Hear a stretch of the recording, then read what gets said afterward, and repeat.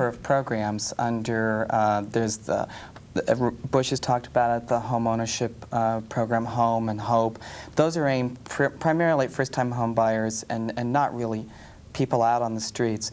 Unfortunately, the wave of the future, as passed by this budget, is there's been a strong tendency over the last couple of years to fund for Congress the ESG program, the Emergency Shelter Grants, which provides for money at the shelter level. But what has happened is, to credit HUD for a second, clearly, as your opening statement said, there's a lot of homeless people, but that have different issues. Some people, it's a job. Some people, it's substance abuse problems. Some people, as you mentioned, chronically mentally ill.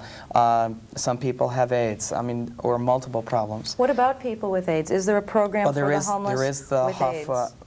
Right, the Housing Opportunities Program for people with AIDS.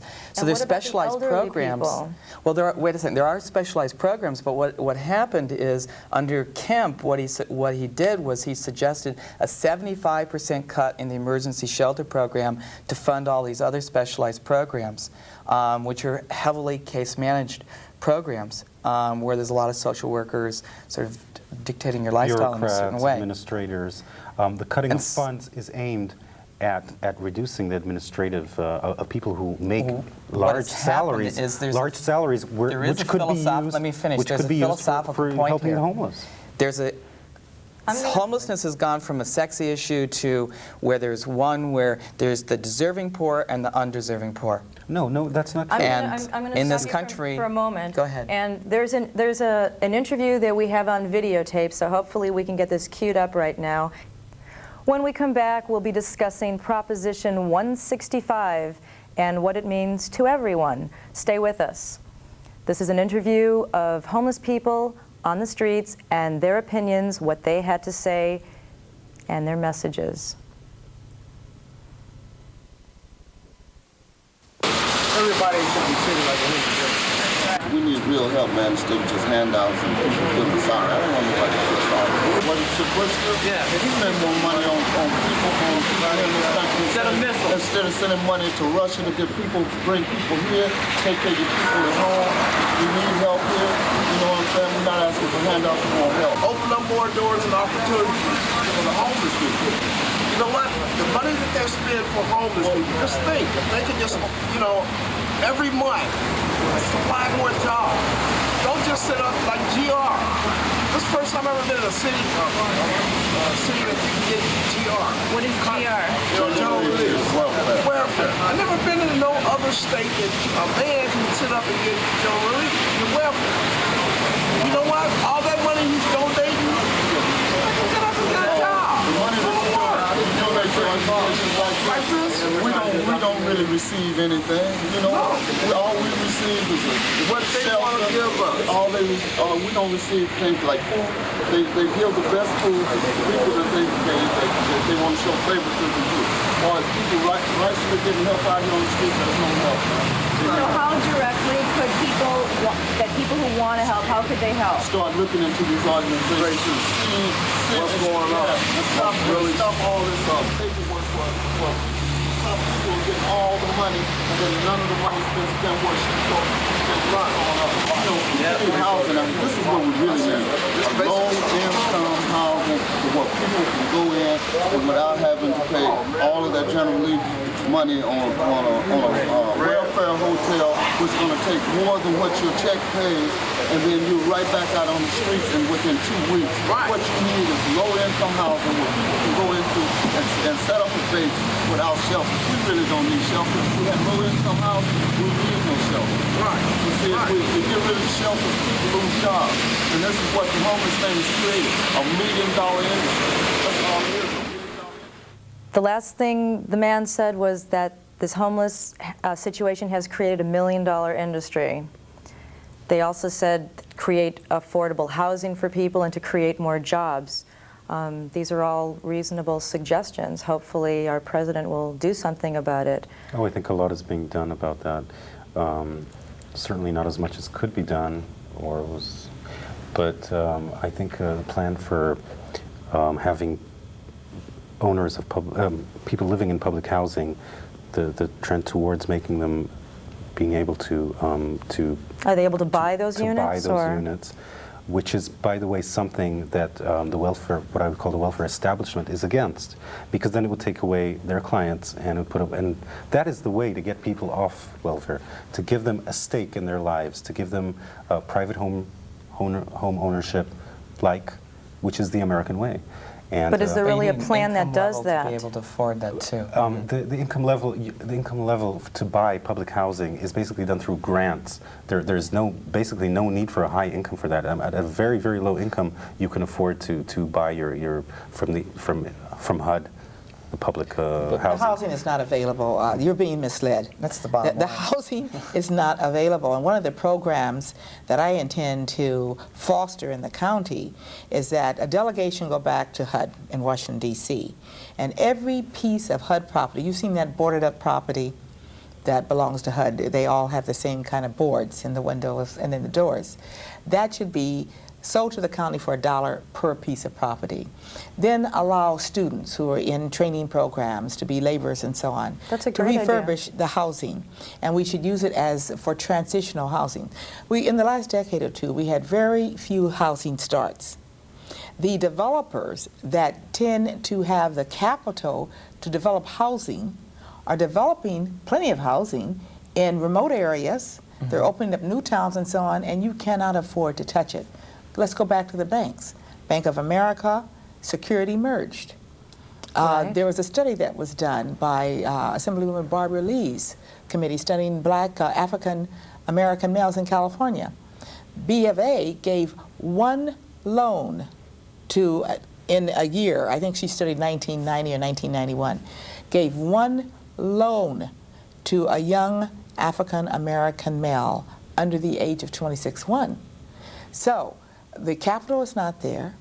They don't see a great group of people as good enough risk to loan money to, and there is not the housing stock to take care of the people with a minimum income. So we have a series of problems that we must solve before we can get everyone into housing. I mean, you mentioned it before. I mean, at the federal level, we only spend 1 cent on every dollar for housing. If we doubled that, and the National Low-Income Housing Campaign had a 2-cent campaign. If we spent 2 cents, we could, put people back into housing. But it's much more than that. Women need child care. People need health insurance. There's 35 million working people who don't have health insurance. We need health care, we need child care, we need a lot of things. Oh, we certainly need job training, job opportunities. I mean, we need to put subsidies in the big picture. But the government is putting... You wanted to talk about it. But it's not... The government is putting... I have the federal housing budget here. Let's talk about the subsidies. And the government is putting a lot of money into all these programs. We don't invest in people. It's only the private sector who can do it. Let me tell you, It's only the private sector. And then we have to move into 165 or we're going to be out of time. If you use government programs to do it, you are going to have the same situation as you have in Eastern Europe, where healthcare is everything is provided by the state, and it is terrible. Healthcare is terrible. We'd be the on housing a situation, socialist system. The housing situation is terrible. It's only if the private sector does it, and the private sector has an incentive to do it. But because that's illogical. Germany and Japan provide national health care. They have a better industrial base than we do. Their people are living in a more affluent lifestyle.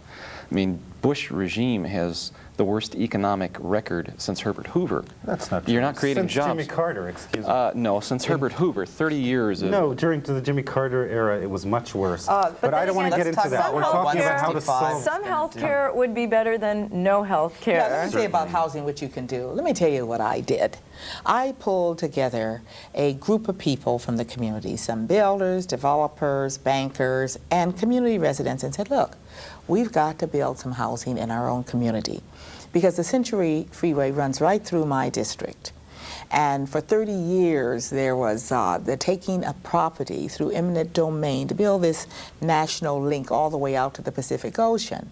And there was a swath of land there that was lying fallow, where crime was being committed and so on. So the residents along that corridor went to court, and they won. Judge Perkiston is still overseeing housing development along the Century Freeway corridor. When I checked, there was a need for 5,400 replacement units. and only 1,000 have been built. Right now, it's a little bit over 2,500. So we got into the housing development market. We called in LISC, Local Initiative Support Corporation. They will come in and give you technical advice and consult with you, tell you where the pots of monies are, and help you all the way through that process. So that program exists. You put that into action. We are dedicating our first apartment unit at the end of this week. They called it after me, Watson Terrace. Congratulations, that's a great program. That sounds like a wonderful program. We have 2 others on I have to stop you though because we're down to 2 minutes. We have 2 minutes just to talk about Proposition 165. You just came from UCLA and gave a talk on 165. If you could do it in like 30 seconds, please tell us what is Proposition 165, and then I'm going to let Josh Ellis talk. It is the Taxpayers Protection Act and the Fiscal Responsibility Act. 2 subjects, unconstitutional on its face, because the law says you can only have 1 subject in a proposition or initiative. But they're interrelated. They're not going to throw that out? What they do, it gives the governor unusual authority to declare a fiscal emergency and take over the budget process. The second thing it does is that it cuts back the welfare grant for a family of 3 under $600. The average rent in Los Angeles is $811. The average grant would be $507 for 3 people. It also would require that anyone coming in from outside the state would have to wait a year before they could get what you would get if you lived in the state. So if you come from Mississippi, where they give you $125 a month, that's what you would get here in California. Okay, thank you. I'm sorry, since we're out of time, Josh, please, on 165, what are your views? Okay, Prop 165 is for welfare reform. It would overhaul our welfare system. It would stop abuse of it. That people who truly need it should receive it, and the money should not be spent, 1, on out-of-state residents, like Senator Watson said, 2, on administrative costs, 3, there would be a certain cap. There would be a cap on the spiraling costs of this program of welfare that has been around, like I said, for 30 years, and it can't get worse than this, so it can only get better. But Proposition 165 gives the governor more power than he already has. Well, it's more than just a welfare issue. That's true. It gives the governor control. So finally, it gives somebody control over the welfare budget. So there is less possibility of abuse of the system. There is less possibility of corruption and graft that exist, that are enormous in the system. Now, what Senator Watson was telling us about her plan... I'm sorry to have to stop you, but we're out of time right now. Okay. Well, what she was saying about her plan, I think that's a wonderful plan, where local communities go about looking for solutions for the community's problems and not waiting for some Washington bureaucrat to do it for them. Okay, thank you. I'm sorry, we are out of time. We'll have to try this again. You've been watching Passions. We've been speaking with Senator Diane Watson, Bob Erlenbusch from the L.A. Coalition to End Homelessness, Josh Ellis from the Republican Party, and Jim Hilfenhaus from the Democratic Party. If you have any questions or comments about any information, please call the number given at the show. Thanks for watching. And how could we end it? They keep raising our taxes. Where do they send it? All this money. And where is it going when there's humans in the street, assuming it's snowing from the permanent cold? Cause it's winter year-round, when your house is the park, and your bed is the ground. Some are looking for work, there's no job, it's a scandal. Their heater's a candle, all day they panhandle, hoping for some change, and maybe a wealthy man can spare $1 for the homeless and healthy. Something needs to be done to change his conditions. Let's tell those politicians, you don't wanna live in 10 cities.